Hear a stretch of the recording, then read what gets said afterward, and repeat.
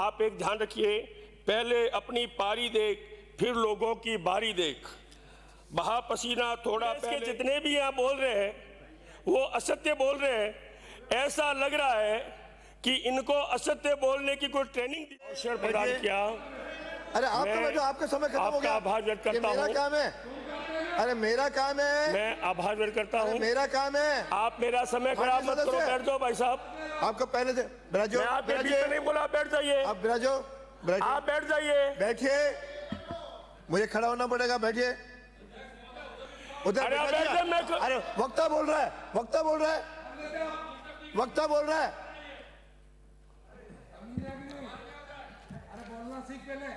अरे बोलो मत बीच में। हमारे देश के लोकप्रिय प्रधानमंत्री नरेंद्र मोदी जी की प्रेरणा से सबका साथ, सबका विकास, सबका विश्वास, सबका प्रयास मूल मंत्र को ध्यान में रखकर यशस्वी मुख्यमंत्री माननीय भजन लाल जी के नेतृत्व में उप मुख्यमंत्री दिया कुमार जी ने जो बजट रखा है उसमें गरीब, युवा, किसान, नारी व उद्योगपति सबका ध्यान रखा गया है।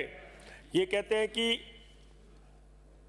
इन्होंने क्या किया, मैं आपको बता दूं कि आप एक ध्यान रखिए, पहले अपनी पारी देख फिर लोगों की बारी देख, बहा पसीना थोड़ा पहले फिर फूलों की क्यारी देख, बजट समझ में नहीं आए तो नजरें करके न्यारी देख। आप नजर देख के फिर आपको पता चला बजट क्या है।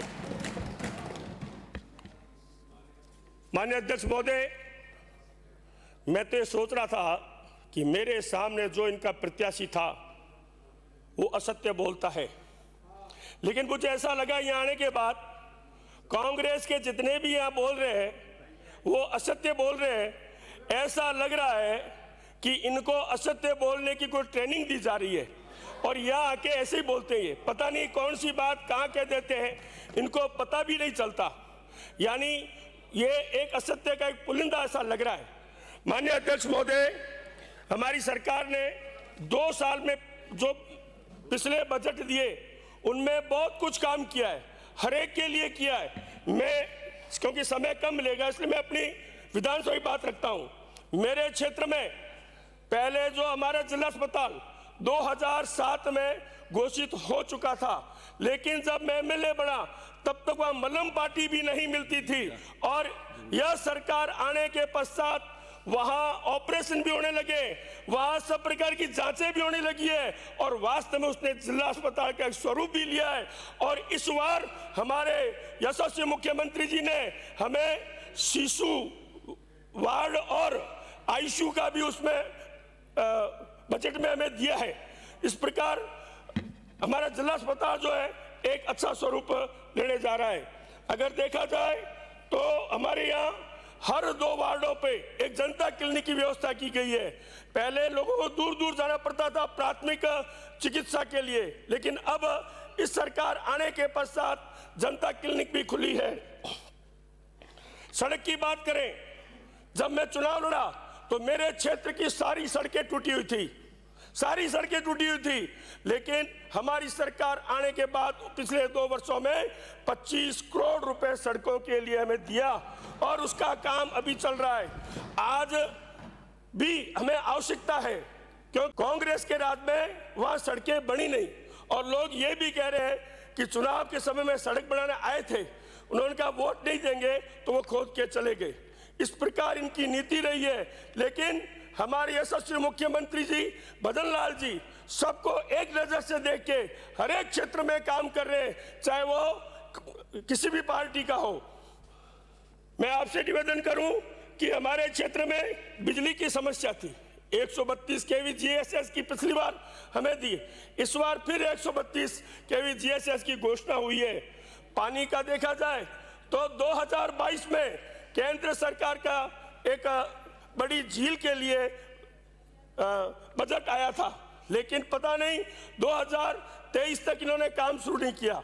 जब मैं एमएलए बना पता चला कि ऐसा बजट आया हुआ है तो मैं वहां जाकर 2-3 बार उनसे मिला तो फरवरी 2024 से वो झील का काम शुरू हुआ और हमने पानी की जो व्यवस्था है वो अच्छी करने के लिए प्रयास किया।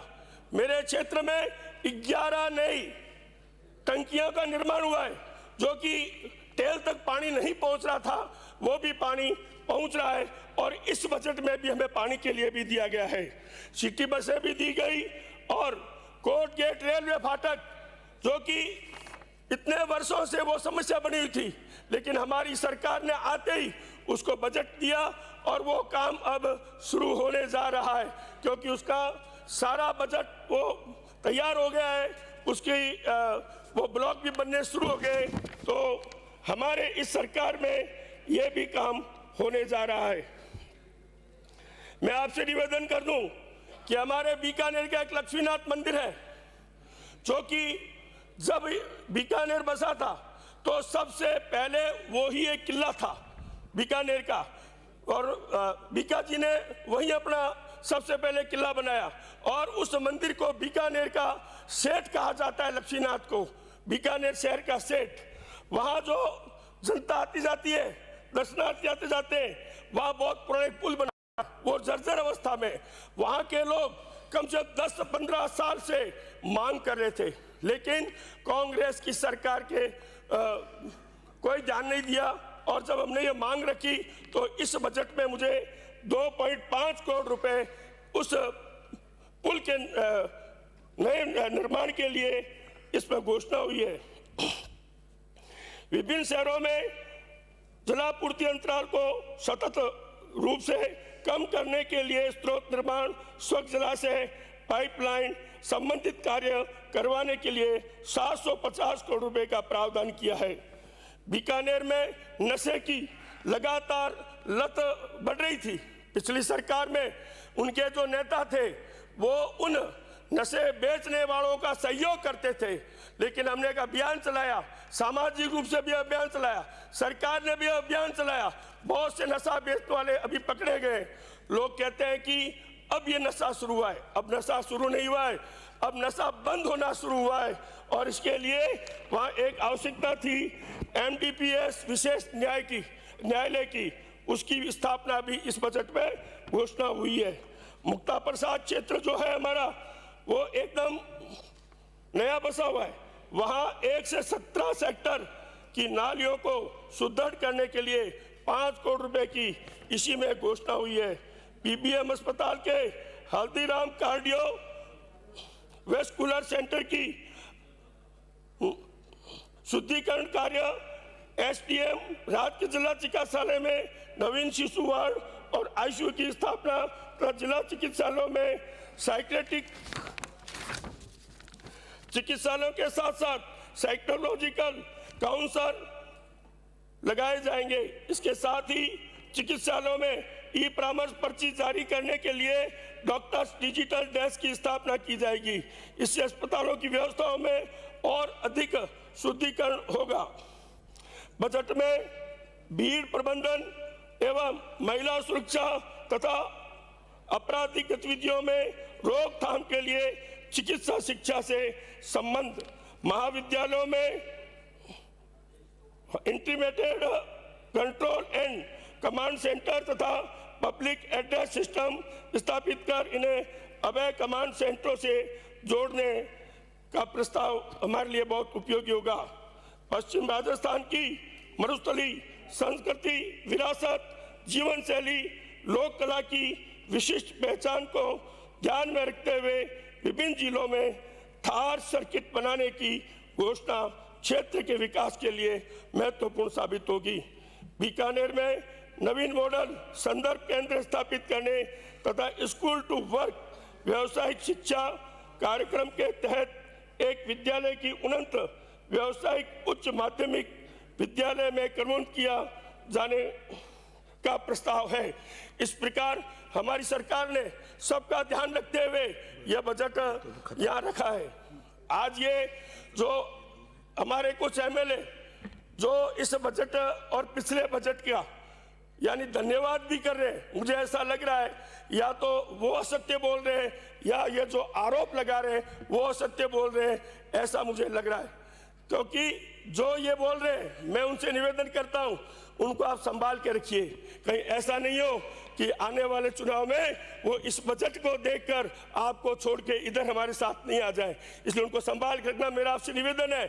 और इस प्रकार जो भी काम यह होता है जो सही है, जो बजट में सबके लिए किया गया है, उसके लिए सबको धन्यवाद देना चाहिए।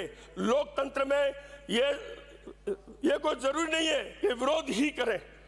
आपकी जो स्थिति ये हो गई है, कोई भी बात होती है केवल विरोध करना, यही आपका रह गया है। इसलिए पुनः मैं आपसे निवेदन करता हूं कि जो हमारी सरकार ने जो बजट दिया है और सबके लिए दिया है, हर क्षेत्र के लिए है, इन सबको इसके लिए धन्यवाद देना चाहिए। भारत माता की जय।